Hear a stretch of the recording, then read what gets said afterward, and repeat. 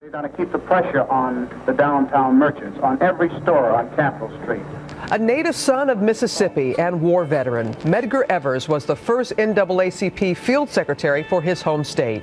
A leader in the civil rights movement, determined to end segregation and create a just society for all citizens, Evers organized voter registration drives, boycotts against businesses, and in 1954, his application to the Ole Miss School of Law was denied, but helped pave the way for the school's integration years later. On June 2, 1963, Medgar Evers was gunned down in front of his home by a white supremacist, leaving behind his wife Myrlie and his 3 young children, Daryl, Rena, and James.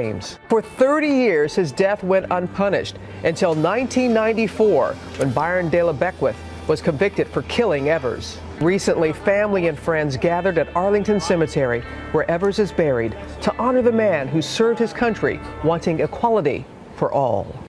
So many events that are going on recently commemorating the 50th anniversary, and just recently a memorial in D.C. and former President Bill Clinton, in speaking about you, was saying how you have kept alive the memory and the meaning of your husband's life. What do you think is the meaning? He would do everything he could to see that justice prevailed in every part of American life. And the night before he was assassinated, is it true that you all had a conversation about what would happen and how he was expecting something bad to happen? We knew almost from the beginning. Both of us were native Mississippians. So yes, we did have that conversation, one where both of us cried, held on to each other, and he told me, "You must do this for me. You must take care of my children." And you keep the movement going in your heart. I told him, "I can't make it without you."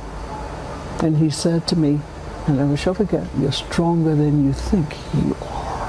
There have been exhibits and the rifle on display. What was it like for you to see what took your husband's life? I went to this exhibit, and there was this rifle in this plexiglass case, and I had to stop in my tracks. The trigger represented hatred to me. Well, your husband was right. You are stronger. You are stronger than you think. And you at the inauguration earlier this year, delivering the opening prayer. I know. What was that moment like for you? I used in that invocation something that my grandmother always taught me. God, make me a blessing. And that's what I tried to live by. I also realize I am more than just the widow of. I'm my own person.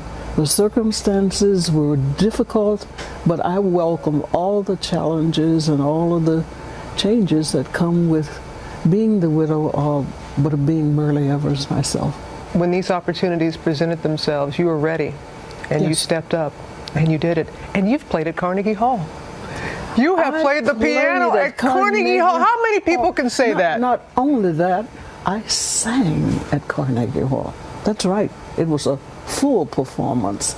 And I am so proud. I enjoyed myself to no end. And I had on this red dress that was made for me, and I was able to lean into the curve of the baby grand, and it was just marvelous. It was a dream come true. Thank you.